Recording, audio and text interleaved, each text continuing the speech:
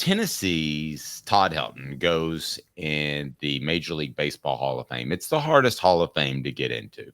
So it was an incredibly special moment. I'm going to go ahead and give it away.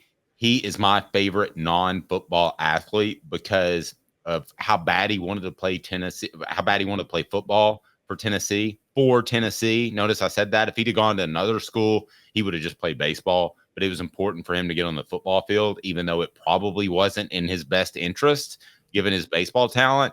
So to me, it's Todd Helton by far. It's really not close. But there are personal reasons there. Right. And I understand Todd Helton. And in terms of like actually having had professional success, Todd Helton probably, it's Todd Helton, Bernard King, and now probably Candace Parker and Tamika Catchings for the most professional success and non-football. My favorite is Candace Parker. She went to Tennessee, carried that team to 2 national titles, really by herself in a lot of ways. And then she had a heck of a WNBA career, 2 WNBA titles, 2 WNBA MVPs, a WNBA Finals MVP, a WNBA Defensive Player of the Year award, 2-time Olympic gold medalist. Very good ambassador for Tennessee and for, great as the face of the program when Pat Summitt was going through her illness. So it's always been Candace Parker for me. The other, obviously, that is just a great point about being the face of the program when it needed it. Just commend you for that. Yeah, she really does deserve it for that. I mean, deserve a lot of love for that. And the other one, and I stick with the Lady Vols. Shamika Holtzclaw, who did not have the success she should have had in the WNBA, still was pretty good, but battled with depression and, was very open about it. And at a time when mental health was still kind of cast aside and was really a trailblazer and being public about her depression. And, back in the day, this Dave, older generations like, depression, suck it up and get over it. And not realizing that for some people, it is a real issue that they literally can't overcome sometimes. Okay. And she struggled with that a lot. And I'm a huge fan of her for being public about that. Totally agree. Give me some more on the message board. What you think in terms of your favorite non-football athlete. And so far we have Candace Parker and Todd Helton. Who else would you include on this very, very short elite list? We only want to pick the creme de la creme. Bernard King would be the other one. Pardon me? Bernard King. You got to put Bernard King in there. Okay, now I'm going to throw you for an absolute loop. And those that are young, very young, or younger than me, maybe even you. Doug Atkins. Oh, he's football. So I can't go Doug Atkins. I'm trying to think of old athletes that I've covered. I'm trying to give the guys respect from back in the day. I'm having trouble coming up with a fourth one. What about you? Just say other. Leave and tell them to leave their comments. Okay, there we go. Other leave comments. We'll do that. As we remind you that portions of the program are brought to you by our good friend Rick Terry. Rick Terry Jewelry Design. They want to be your jeweler, and they would be happy to do that with the fire opals. That is a Tennessee tradition, and it's at rickterryjewelry.com. Those fire opals, very affordable, and they'll look fantastic on you or the missus or whatever the case may be when it comes to the fall. Absolutely love it. Monica Abbott getting a vote there. What are your thoughts on that? As I share a way to contact our good friends at Rick Terry Jewelry Design on the program, you can jump on that QR code and take care of that. Caleb, what say you? Love Monica Abbott. If she had any run support whatsoever in a lineup, Tennessee wins a national title in softball in 2007. I mean, Monica Abbott pitched shutout after shutout throughout the entire NCAA tournament until the final game of the College World Series when her arm just gave out on her and she had to give up, and she gave up a lot of runs because she literally had no run support from that team. So do you want me to go Monica Abbott or other? I'd still go other because I was thinking of that was for success at Tennessee. And with the reason I have Helton, Bernard King, and Candace Parker, is it safe to say those are the 3 best players? Wait. Meads called us out, and he's right. It's It's SEMO. But wait, no. Here's why. This is why, guys. I'm trying to be clear on this. The reason I think those are the three is I'm looking at professional success they had after college. So So you need a track record. You need a track record professionally. And those are the three. Now, if you guys want to debate me between Candace Parker or Tamika Catchings, that's fine, because Tamika Catchings may have had more pro success than Candace Parker, but it's debatable. But I'm going, yeah, I think professional success, like Hall of Fame level success, Bernard King, Candace Parker, and Todd Helton. I mean, that's the clear-cut three. And Derek did mention Allen Houston. I think Bernard King is a little bit higher on the list than Allen Houston for Tennessee. Wouldn't you, Dave? For the men's basketball program? Yeah, I would agree with that. I think Bernard King would be the guy in basketball. We're going to go with other, but Monica Abbott would be obviously the one in softball. Candace Parker, yes, we could debate Shamika Holtzclaw, but I happen to agree with you in that one. And then Todd Helton's the one in baseball if you need that track record. But I will tell you this, that 10 years from now, well, it's hard to project anybody to get in the Major League Baseball Hall of Fame. But 10 years from now, SEMO could definitely be in the conversation. Christian Moore talking about the Tennessee baseball, by the way. Absolutely. But if we're not factoring in pro careers, I mean, I got to go Chris Lofton. Chris Lofton's my favorite non-football athlete to ever play at Tennessee, beyond even Candace Parker. Like, Chris Lofton was, I mean, I'm sorry, like one of my favorite photos, one of my favorite highlight clips in the history of sports is Chris Lofton dropping off Kevin Durant from 35 feet. And I bet Kevin Durant created a burner account trashing Chris Lofton after that. Probably. Pretty good one. We want you to be a part of Hooker's Corner, where you can get all kinds of recruiting information, but all kinds of prizes as well. You might see over my shoulder right here the John Henderson mini helmet. It's autographed by John Henderson. You can see it right here if you're on our video platform. It is awesome as I try to pull it away and make it where you can see it.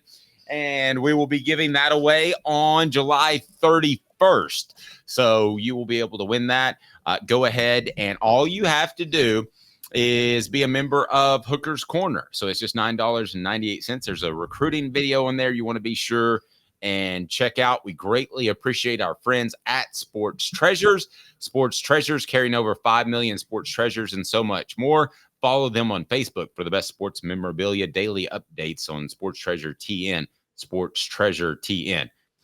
Now, I wonder where some of these non-football athletes might rank if you put football players on there. Who are the locks that would definitely rank ahead of the three we picked? I mean, to me, there's a lot because I covered them, so maybe this isn't fair. But I loved Casey Clausen. I thought he was great. I loved Eric Berry. He's my all-time favorite ball to cover. He answered so many questions about the Vols being bad because they didn't at the time have a quarterback to answer questions. And I could tell he was sick of it, but Caleb, he showed up and he answered questions every single day. I could go on and on and on. I'm personally friends. I was in his wedding with Mike Stoll, Tennessee offensive lineman. So that would rank ahead of me. But as far as impact on pop culture and football, it has to be Peyton Manning. It's not even close. There were about 4 Vols that probably tower over other non-football Vols that, like, the football Vols will just take a tower over everybody else. So let me just name them. You mentioned him, Doug Atkins will. I mean, Doug Atkins is in football lore for Tennessee and in sports lore. Reggie White. For those that don't know, he was one of the freakiest athletes of his time. Like, imagine Giannis Antetokounmpo now in football. Yeah. Yeah. Reggie White's on that list. I know, and it's probably more because of what he did professionally, but people love him. Peyton Manning's on that list. And three more recently. You mentioned him, Eric Berry. Eric Berry is very clearly on that list. And Dave, something you covered him more than I do, but you can't say there's so many great things about him. You accidentally leave some things out when you're talking about him. I do too. He was a sophomore when he was sticking his face out in the public for Tennessee with the issues because nobody talked to the media. There were upperclassmen during that time that were hiding from the media. And here comes Eric Berry going in front of everybody and defending the program. I mean, that I agree. Eric Berry was incredible. Amen. John Henderson, I think, is a two-time Outland. As a two-time All-American, an Outland Trophy winner, And also John Henderson coming back for his senior season when he didn't have to as a defensive tackle and didn't have the Peyton Manning financial means, as far as I'm aware. Him, and then, okay, 98 national title. Al Wilson. I mean, I don't understand why his jersey number's not retired, Al Wilson. Why isn't his jersey retired? They have because they have a technical criteria that he didn't meet. His jersey should be retired. Do you have a problem with Al Wilson's jersey being, and I know the criteria, that's what they did. Explain that real quick for those that don't know. It's I don't know. I don't have it off the top of my head, but it's basically you have to have a certain level of accomplishments in college and in the NFL and in the pros. It shouldn't matter at all. Shouldn't matter. No. I don't know if Al Wilson met either technically, but like Al Wilson should have his jersey retired. It's stupid that he doesn't. The most beloved team in Tennessee history, and he was the heart and soul of that team. And you know what's crazy about this, Dave? T. Martin got a road in Knoxville. Fine, T. Martin gets a road. You're the quarterback of the national title team. How does he get an honor before Al Wilson? Who was more important to the 98 team, T. Martin or Al Wilson? Let's be honest. It was Al Wilson. There is no question it was Al Wilson. None. Now, I believe there was some. I do believe there was some social pressure to, and again, I don't care what they did in the NFL. I think there was Al's neck injury that doesn't really bother me to put him on that list, but when I want to be careful in how I phrase this, Caleb. I thought there was some social pressure to give T. Martin some more love for racial reasons. A lot of people continued to say that Peyton Manning was the better quarterback, and that rubbed some people the wrong way, and they thought it may have been racially motivated. Now, I'm aware that Al Wilson is African-American as well, okay? So I know that, but I think there was some pressure to give some love to T because it was viewed as, by some, that he wasn't as highly respected, that he was more like a pitcher or a goalie, in hockey, where you can win it. A hot goalie can win it for a team, but a hot T. Martin can't go beat Florida, Syracuse, Arkansas. I mean, it takes a team to beat those teams. It does. It absolutely took a team. I mean, I understand some of the resentment. It was like Peyton Manning towering over the 98 team, and the 98 team won it. And I get a lot of that came from exterior factors, though, because anybody that was in Knoxville, anybody that was covering Tennessee, anybody that was on Rocky Top would know that, one, Peyton Manning was the better quarterback, but would also know that Tennessee fans loved T. Martin, loved him, right, Dave? He was beloved in Knoxville. And so people didn't understand the subtle nuances. The problem was, and what people didn't get was, T. Martin wasn't the heart of that team. He wasn't. I mean, Al Wilson was. Al Wilson was the heart and soul of that 98 national title team. The guy forced 3 fumbles and a half against Florida. Is that not the best big game performance you've ever seen from a defender, Dave? Yes, it is. Like, 3 fumbles and a half. And I'm sorry. You can't take that. Like, you can't look at that and ignore it. And also, again, I say this is one of my other hot takes. I think Peerless Price was more valuable to the offense than T. Martin. How many times did T. Martin close his eyes and throw it up and say Peerless makes it? Well, he didn't close it. I know you're joking, but no. He stretched the defense for the running game, which was very successful. I mean, who else stretches the field on that team? Who? Nobody. Who scares you deep? What receiver scares you deep on that team? Nobody. Cedric Wilson was a hands guy. He was a possession receiver. And maybe Jermaine Copeland, but no. I mean, yeah, no. Not fast. So it was literally Peerless Price. He was their one deep threat, and he didn't have another receiver to take pressure off him. And he also had a quarterback who was not Peyton Manning, who a lot of times just trusted him to run a go route and catch the ball. And he consistently did that. So who do you think's leading the poll right now? Who is the best non-football UT athlete of all time?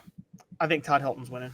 Am I He right? is. Significantly. 53% Bernard King with 20%. Candace Parker with 7%. And then other... we've been talking about the others, so maybe we've gotten some votes out of that, would be 19%. But Todd Helton, I'm surprised, is winning significantly. I thought maybe there would be some more Bernard Kings out there, but I especially thought there would be more Candace Parker. Now, if we ask the question who has done the most to help their university. Out of those three, it's Candace Parker, right? Because she still gets pub and TV. She was the face of the program when all that terrible illness was going down with Pat Summitt. So who has done the most for UT? And I don't know what they've given as far as donations possibly, but that's Candace Parker, right?